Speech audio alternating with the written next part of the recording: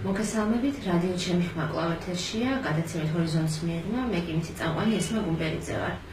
დღეს მართლაც ისეთ საკითხს ვეხებით, რომელიც ნამდვილად ჰორიზონტს მიიღმა არის ძალიან ხშირად, იმიტომ რომ ჩვენს რეალობაში ხშირად გვესმის, რომ სოფლის მეურნეობის სფეროში არაფერი არ კეთდება, ახალგაზრდები ამ სფეროთი არ ინტერესდებიან და ასე შემდეგ და სწორედ ამიტომ დღეს ვიწვევთ და დღეს ჩვენი სტუმარი არის გვანცა გოგოლაური, დადალაური, რომელიც არის ბევრ სხვადასხვა რამეს აკეთებს სოკოების წარმოებაში, საწარმოს უდგას სათავეში, ასევე საოჯახო სასტუმროს, ასევე ფსიქოლოგიც არის, მოკლედ რა ვიცი, როგორც ბევრ ახალგაზრდა ქალს საქართველოში ერთდროულად ბევრი ფუნქციის და ბევრი საქმის კეთება უწევს, გვანცა მოგესალმებით, მადლობა.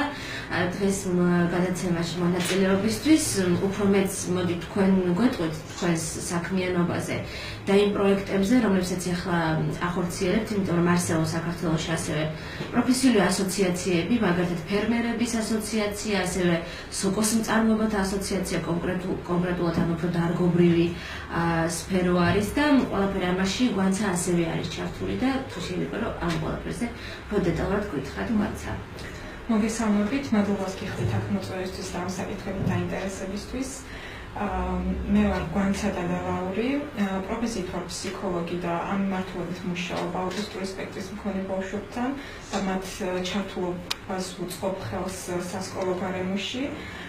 ამავდროულად ვარ დაკავებული სოფლის მეურნეობის მიმართულებით, რამდენიმე წელია გვაქვს საოჯახო ბიზნესი სოკოს წარმოების მიმართულებით, ასევე მეფუტკრეობა და მართავთ საოჯახო სასტუმროს.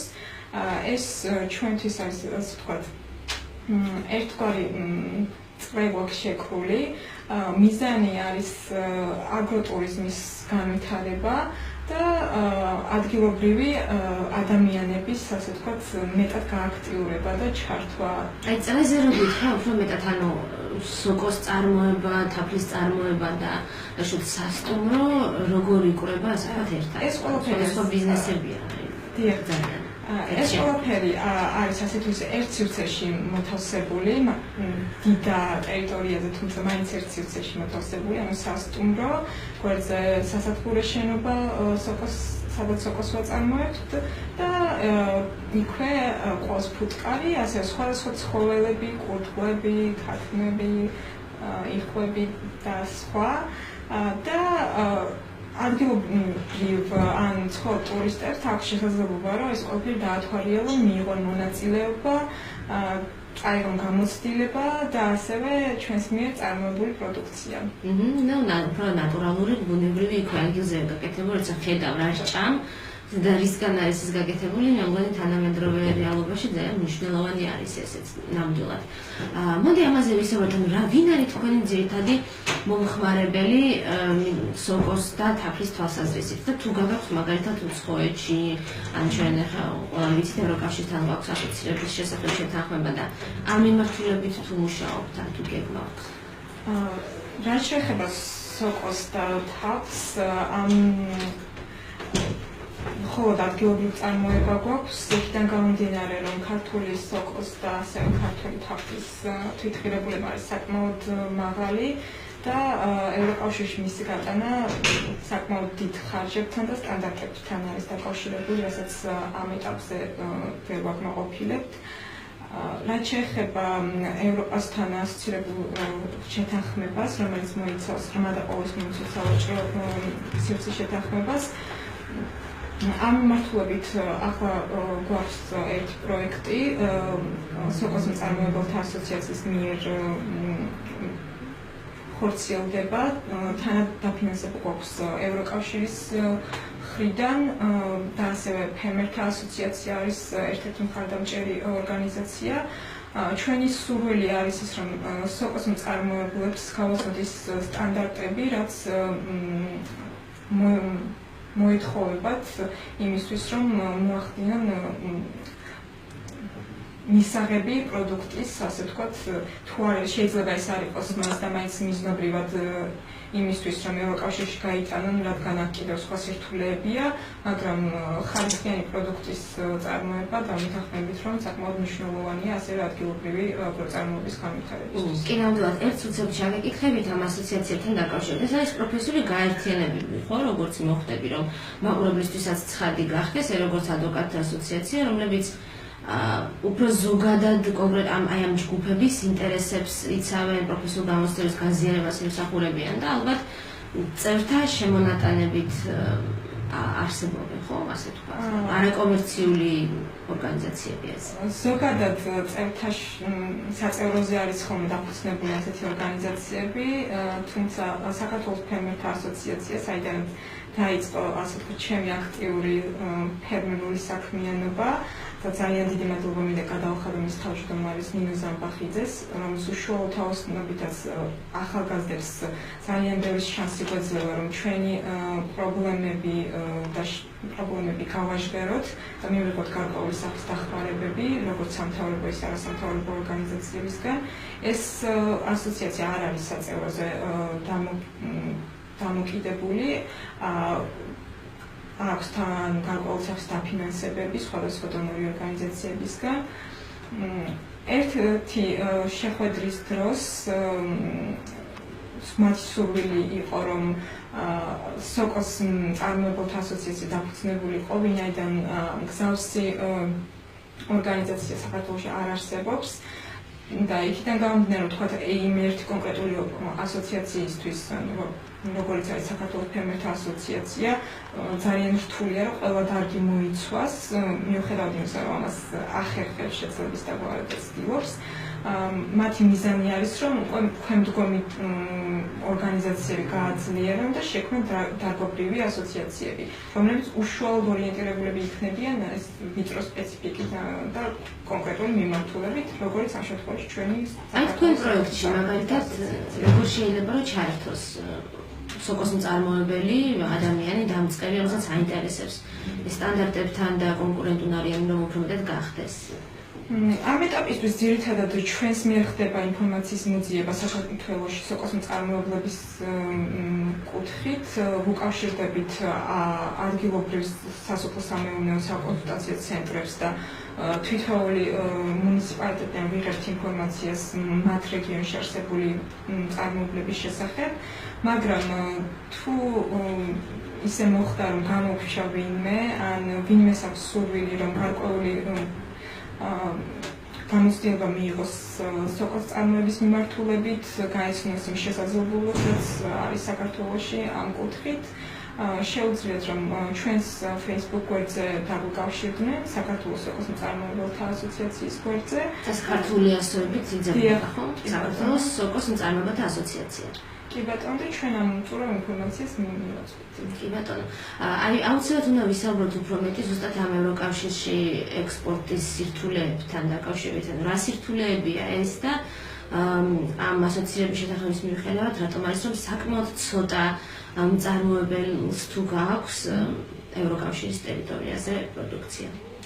საქმე იმაშია, რომ ჯერ საკმაოდ ცოტა ხანი არის, სულაც 2 წელი გავიდა, რაც ეს შეთანხმება ძალაში შევიდა და სრული ასე ვთქვათ შესაძლებლობებით გვაქვს შესაძლებლობები, რომ სრული უფლებებით ვისარგებლოთ. ამიტომ და იქიდან გამომდინარე, რომ ქართული წარმოება არ იყო მზად ამისთვის, ვფიქრობ, რომ კიდევ მრავალი წელი დაგვჭირდება, რომ ის სტანდარტები და მოთხოვნები დავაკმაყოფილოთ, რასაც ითხოვს ეს შეთანხმება. ყველაზე მეტად ის მიხარია, რომ ახლა უკვე საქართველოს აქ გარკვეული სამოქმედო გეგმა, ასევე იმ რეფორმების ჩამონათვალი, რომელიც გატარებაც უნდა მოხდეს იმისთვის, რომ ზუსტად აი ამ შეთანხმების რეალური შესაძლებლობებით ვისარგებლოთ. და პირველ რიგში რა რეფორმებზეა საუბარი? რეფორმები უშუალოდ ეხება სხვა რამოდენიმე ასე ვთქვათ თავისგან შედგება ეს შეთანხმება, აი იყოს საქმის დაცვა, სულსასიზმრებლობა, ჰიგიენის დაცვა, ის რომ უნდა იყოს ბიზნეს ოპერატორად რეგისტრირებული, მისი მიკვლევა რომ მოხდეს შესაძლებელი და სტანდარტიზაცია, პროდუქტის სტანდარტიზაცია და გარკვეული ნორმების დაკმაყოფილება, რასაც ევროკავშირი ითხოვს და ყველა პროდუქტს სხვადასხვა, ასე ვთქვათ, მოთხოვნები აქვს, განსაკუთრებული მოთხოვნებია ხორცზე, ძეზე და ასე. კი, ანუ ეს უნდა იყოს კონკურენტუნარიანი ევროპულ ბაზარზე, ანუ უნდა იყოს რა თქმა უნდა სუფთა, არ იყოს გაბინძურებული, ანუ უნდა ქონდეს ყველანაირი ინფორმაცია იმის შესახებ, რა დავუშვათ რა ნივთიერებისგან შედგება, რა დავუშვათ კონსერვანტები, ან რა შედის მასში და ასე შემდეგ. და სწორედ ამიტომ არის რომ ჯერჯერობით ალბათ უძნელდებათ ჩვენს ადგილობრივ მეწარმეებს რომ გაიტანონ ეს ყველაფერი, იმიტომ რომ საჭირო ელემენტარულად მოიძიო ინფორმაცია ამ სტანდარტების და მოთხოვნების შესახებ, მერე შენი საწარმოების დანიხედით უნდა გამართო, შესაბამისი ტექნიკით უნდა აღჭურო, თუნდაც დაასუფთავო ისე, ან სხვადასხვა პროდუქტის წარმოება უნდა განაცალკევო ერთმანეთისგან, რომ რაღაცები ერთმანეთს არ შეერიოს და დაავადება არ გავრცელდეს მაგალითად და სხვადასხვა ხო უნდა მოიძიო ალბათ იქ პარტნიორი ვიღაცა, ვინც გაყიდის შესაქმნელს და ყოველივე ამასთან ერთად ჩვენ ვსაუბრობთ იმაზე, რომ საქართველოდან ჩატანილი პროდუქტი უფრო ძვირი ჯდება მის თვითღირებულება. აი, იგივე ამბობენ მაგალითად საქართველოში იმპორტირებულ პროდუქციასთან შედარებითაც, რომ აი, შეიძლება გვსმენია, რომ მაგალითად თურქული პომიდორი უფრო იაფი ჯდება, ვიდრე ქართული. აი, რატომ არის ეს? გვანცა თუ შეიძლება რომ თქვენი აზრი გითხრათ, ახლა სფეროში მუშაობთ უკვე კარგი ხანია. როგორ ხდება რომ ადგილზე დავუშვათ დაწარმი პროდუქტი ფასის მხრივ არ არის კონკურენტუნარიანი? იქიდან გამომდინარე ალბათ რომ ჩვენი წარმოება ნაკლებად ტექნოლოგიზირებულია, უფრო მეტად ვიყენებთ მუშახელს, ასე ვთქვათ, ადამიანებს, რომლებიც მუშაობენ. საზღვარგარეთ იმდენად ტექნოლოგიზირებულია ყველაფერი და იმდენად ნაკლები ხარჯები არის გასაწევი, რომ უკვე შექმნილი პროდუქცია ჩნდება ბევრად იაფი. ამავე დროს ჩვენთვის იგივე ავიახაზებით სარგებლობა საკმაოდ ძვირადღირებულია და ბევრისთვის ჩვეულებრივ მცირე მეწარმე რომ ავიღოთ ხელმიუწვდომელი, ასე ვთქვათ, როცა საჭიროა რომ სადისტრიბუციო კომპანიებიც ისე განვითარდნენ, რომ შეძლონ ამაში ხელშეწყობა. იმიტომ რომ ერთი რიგითი ადამიანისთვის საკმაოდ რთულია ევროკავშირის ბაზარზე თავის პროდუქტის გადავა. ანუ ბიზნესი უნდა გამსხვილდეს ერთგვარად იმისთვის, რომ დავუშვათ შრომის დანაწილება იყოს და ვიღაცამ ეს გაიტანოს, უცხო ენაზე ეკონტაქტოს იქ გამსაღებელს მაგალითად, რეკლამა გაუწიოს თავის პროდუქციას, ვიღაცამ ამის ინდივიდუალური ინტერესები დაიცვას, ვიღაცამ აწარმოოს ეს პროდუქტი, ვიღაცამ შეამოწმოს და ასე შემდეგ. რა სიტყვით კოოპერატივებზე? სწორედ კოოპერატივი შეიძლება იყოს ასეთი გამსხვილების მაგალითი. თან ისე რომ დავუშვათ რიგით მოქალაქეს რაღაც საკუთრების უფლება არ წაერთვას მთლიანად და მეწარმეობის შესაძლებლობა. მე პირადად ძალიან მივისალმები კოოპერატივების ჩამოყალიბებას და ადამიანების გაერთიანებას, ვინაიდან საქართველოში საკმაოდ იშვიათია რომ ერთ ადამიანს გააჩნდეს, ასე ვთქვათ, დიდი მოცულობის მიწაც, კარგი გამოცდილებაც, კარგი უნარჩვევები, რაც საჭირო ბიზნესის წარმართვისთვის და კონკრეტულ სფეროში, იმიტომ რომ როცა ყველაფერი თან ქათამსაც ამრავლებდა და თან სიტყვაზე ვინოსაც აკეთებ, ძალიან ძნელია რომ რომელიმეში იყო უფრო ძალიან კარგი და მართლაც კონკურენტუნარიანი. იმიტომ რომ დრო მიდის ყველაფერზე და ერთ-ერთს კოოპერატივებში ჩამოყალიბება ვფიქრობ რომ მოგცემს იმ შესაძლებლობას რომ გავაერთიანოთ უნარჩვევები, იგივე ფიზიკური დრო ასევე და უფრო მეტად უფრო ასე ვთქვათ პროდუქტიულები გავხდეთ. თუმცა მიმაჩნია რომ საქართველოს მოსახლეობა ამ ეტაპისთვის არ აქვს მზაობა. რატომ არის ეს ესეთი პრობლემური? ძალიან ხშირად მესმის მეც რომ ვერ იქნება კოოპერატივები. პრობლემა ალბათ ინფორმაციის ნაკლებობა, თუმცა ინფორმაციის მიწოდების მერეც მაინც უჭირთ რომ მიიღონ ის გადაწყვეტილება, რომ ვიღაცასთან ასე ვთქვათ საზიარო წარმოება გქონდეთ. თუმცა ოფიციალურად რომ შევხედოთ ამ ყველაფერს, თავის სახე აქვს, ასევე იურიდიული სახეც და ჩემი აზრით ის პრობლემა, რასაც ეს ადამიანები ხედავენ, რეალურად არ არსებობს. და თუ ცოდნა ექნებათ და იმ ასე ვთქვათ სარგებელს დაინახავენ, რასაც კოოპერატივის მოტანა შეუძლიათ. ჩემი აზრით, ყველა ადამიანი უბრალოდ დათანხმდება ამაზე. თუნდაც აი ეს გამოუყენებელი მიწები, რომლებიც მათ აქვთ, შეუძლიათ რომ უბრალოდ აი ეს კონტრიბუცია იყოს მათი, ეს გამოუყენებელი მიწები, თუ არა ვთქვათ იგივე რაღაც სხვადასხვა უნარჩვევები ან წარმოების წამოწყების და ასე შემდეგ. ის რომ ახალგაზრდობა ნაკლებად არის ჩართული სოფლის მეურნეობაში, ეს მითია თუ რეალობაა? ანუ ჩვენ საკმაოდ ბევრი უმაღლეს დამთავრებული ახალგაზრდა გვყავს, საკმაოდ ბევრი სტუდენტი, ხო, რომლებიც მიდიან რეგიონებიდან, სახლებიდან, სადაც სწორედ სოფლის მეურნეობით იჩენიან ოჯახები თავს, მაგრამ რატომ არის რომ ისინი დავუშვათ სწავლობენ უცხოეთშიც, სწავლობენ შეიძლება ინგლისურსაც, სხვა უცხო ენებსაც, თუმცა არასდროს არ მიდის ძალიან იშვიათად, ან მიდის კი, იქნებ მიდის კიდეც, აი თქვენ უნდა გითხოთ ეს საუბარი, რომ მოდი ჯობია დავუშვათ დაბრუნდე და უკვე უფრო კვალიფიციურად ჩაუდგე სტოზე ამ ჩვენს წარმოებას სათავეში ან რაღაცაში დაგვეხმარო მაგალითად გამსაღებელთან ან მომხმარებელთან დაგვაკავშირო, თუნდაც საქართველოს მასშტაბით, მაგრამ უფრო სხვა რეგიონში, რომ დავუშვათ თავის დროზე მიაწოდო ეს პროდუქცია და ასე შემდეგ. რატომ ან ხდება ესეთი საუბრები ოჯახებში თუ არ ხდება და თუ არა რატომ? იქიდან გამომდინარე, რომ ჩემს სანაცნობო წესს ძირითადად ზუსტად ისეთი ადამიანები და ახალგაზრდები შეადგენენ, რომლებიც ასე ვთქვათ ჩამოვიდნენ, ისწავლეს თბილისში და შემდეგ უკან დაბრუნდნენ თავიანთ სოფლებში და ქალაქებში. ვერ ვიტყვი, რომ ცოტა ასეთი ადამიანი ჩემს ირგვლივ საკმაოდ ბევრი არიან, თუმცა ქვეყნის მასშტაბით ეს არის ალბათ მიზერნული რაოდენობა. მიზეზი ალბათ ის არის, რომ მაინც პოპულარული არ არის საქართველოში სოფლის მეურნეობა, თუმცა დღითიდღე გარკვეული კუთხით იცვლება შეხედულებები და მეტი და მეტი ახალგაზრდა ხდება ჩართული ამ საქმიანობაში. სხვადასხვა ხელშემწყობი პროგრამებიც დაინერგა, იგივე ახალგაზრდა მეწარმე და ვფიქრობ, რომ მომავალში კიდევ და კიდევ უფრო მნიშვნელოვანი გახდება და მეტი ახალგაზრდა ჩაერთვება, იმიტომ რომ ვთვლი, რომ ახალგაზრდების ჩართულობა ძალიან მნიშვნელოვანია ამ მიმართულებით. მათი უნარჩვევები არის ის, რაც სჭირდება დღევანდელ სოფლის მეურნეობას. თუმცა ძალიან მნიშვნელოვანია სოფლის მეურნეობის პროდუქტი, რომ წარმოებოდეს და რომ განვითარდეს ხო ბიზნესი, რომ იგივე გადამამუშავებელი ქარხანა და ასე შემდეგ რომ შეიქმნას, რომ არსებობდეს მოთხოვნა. მაგრამ იმ პირობებშიც აიწინათ რომ კითხვა დაგისვით, რომ რატომ არის რომ უფრო მომგებიანი შეიძლება იყოს მყიდველისთვის, რომ უცხოეთიდან ჩამოტანილი პროდუქტი იყიდოს, იმიტომ რომ ის უფრო იაფია, ვიდრე საქართველოში ნაწარმოები.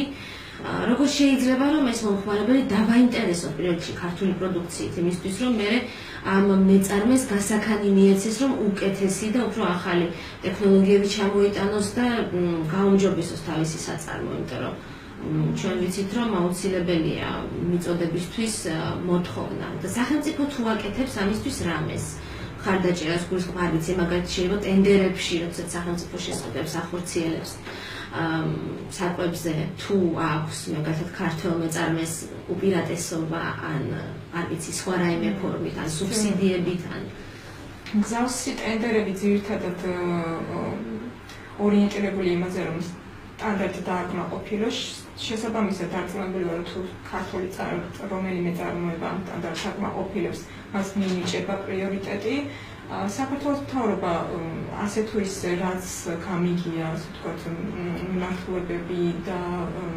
პროექტები საკმაოდ ხელშემწყობი არის იგივე აფინანსებს სხვადასხვა საწარმოებს ასევე მაღალმთიან რეგიონებშიც რამდენიმე პროექტი განხორციელდა თუმცა ეს ერთეული ასე ვთქვათ საწარმოების გახსნა ჯერჯერობით ასე ვთქვათ შედეგს ვერ წარმოაჩენს ამისთვის არის გარკვეული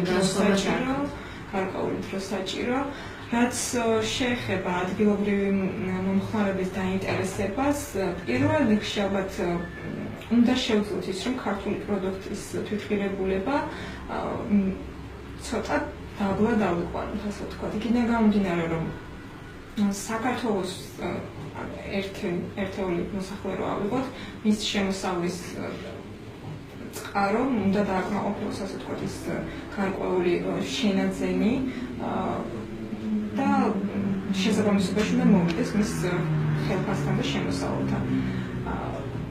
Am ეტაპისთვის კი ქართული პროდუქტის ღირებულება იგივე ალბათ ხშირად შევხვედრივართ ყველა ჩვენგანი აგრომარკეტებში ასევე რომ ქართულია და იქაურია თქვათ ჯავახეთის არის, იმის არის და რადგან ქართულია და ჩვენს რომ მივდივართ კითხულობთ რომ ქართულია და იმაში მზად ვართ რომ გადავიხადოთ რაღაც მეტი, თუნდაც ერთი ვარი და ორი ვარით მეტი.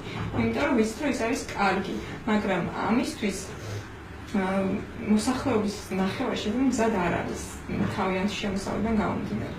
ამიტომ ვთვლი რომ იმპორტის შემცირება არ არის იმისი გამოსავალი რომ აქ წარმოება გაიზრდება ეს ხო, ამაზეც უნდა მეკითხეს, უნდა ყოფილიყო ჩემი შემდეგი კითხვა, რომ რეალურად ძალიან ძნელია ალბათ სადღაც რომ მაგალითად არ ვიცი ერთი საუკუნის ჩამოყალიბებულ რაღაც კორპორაციას, რომელსაც შეიძლება 60 ქვეყანაში აქვს ბაზარი და მიწოდება და არ ვიცი იურისტების, ეკონომისტების, PR სპეციალისტების არმია ყავს და ასევე ინჟინერების, ტექნოლოგიების და ასე შემდეგ და უკვე ჩამოყალიბებული სტრუქტურით საკმაოდ ძნელია რომ ერთმა თქვათ გლეხმა ან თუნდაც ერთმა კოოპერატივმა, რომელიც ეხლა იქნება რომ გაუწიოს კონკურენცია და თუ ფიქრობთ რომ მაგრამ ვთქვით რომ არ ღირსო დავშათ იმპორტზე რაღაც გადასახადის ან რაღაცის დაწესება რომ ეს გამოთანაბრდეს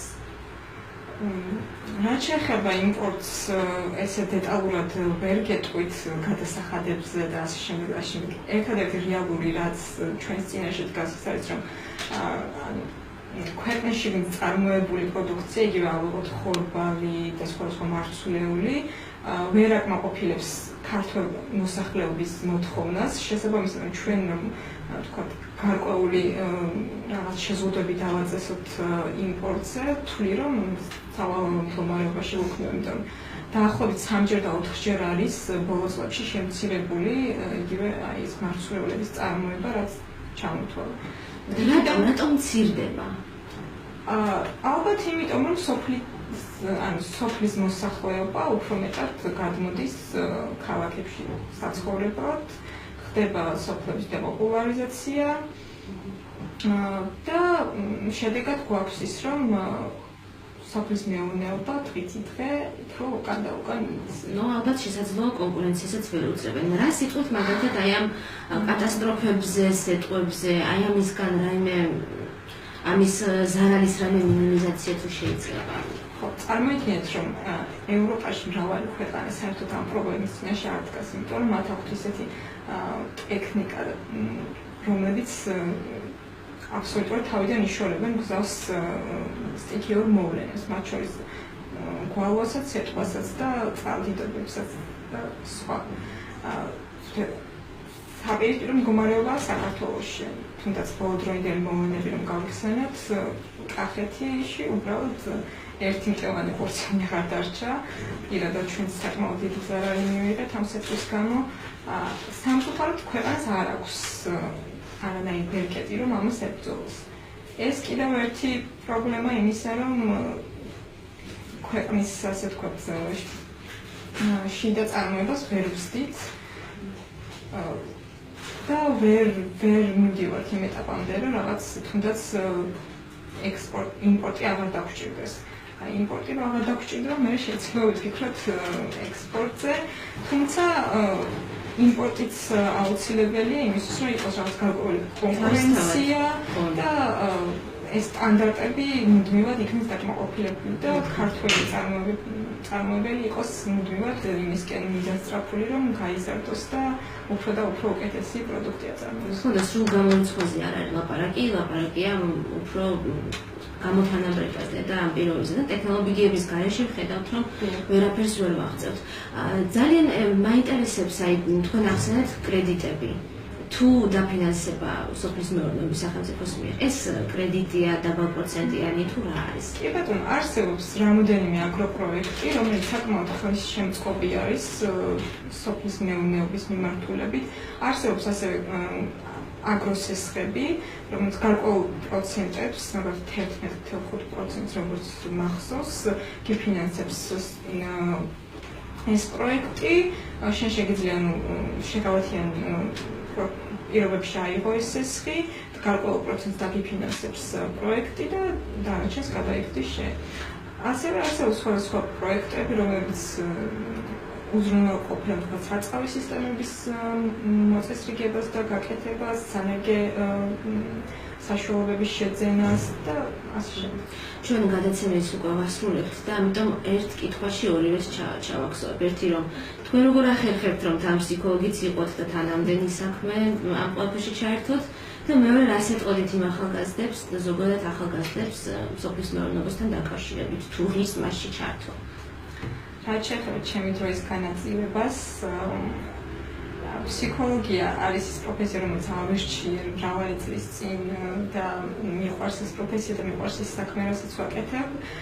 ასევე სოფლის მეურნეობა და ის ჩემი სოკოები და ჩემი ფუტკარი ასევე ძალიან მიყვარს და იქიდან გამომდინარე ალბათ რომ ჩემს ყველა საქმიანობას ვახორციელებ, მესმის ის ღირებულებები, რასაც ეს საქმე ემსახურება, მაძლევს იმის შესაძლებლობას, რომ თქვათ ორ ქალაქს შორის კომუნიკაცია არ დავკარგო, ასევე მშობლების ძალისხმევა, რომლებიც ასე ვთქვათ იქაც და აქაც ჩემს ასე ვთქვათ დაწყებულ საქმიანობას აგრძელებენ, ჩემი ასე ვთქვათ სხვა ოჯახის წევრები, და-ძმები, გარკვეულწილად ყველას გვაქვს შეთავსებული გარკვეული საქმიანობა, გადანაწილებული და ერთმანეთს ვეხმარებით, რომ დაწყებული საქმე მივიყვანოთ ლოგიკურ დასასრულამდე, რაც მჯერა რომ აუცილებლად დადგება.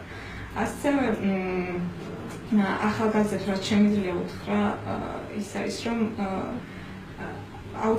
როდესაც რაიმე საქმეს წარმოიწყებენ, მიყვნენ ბოლომდე.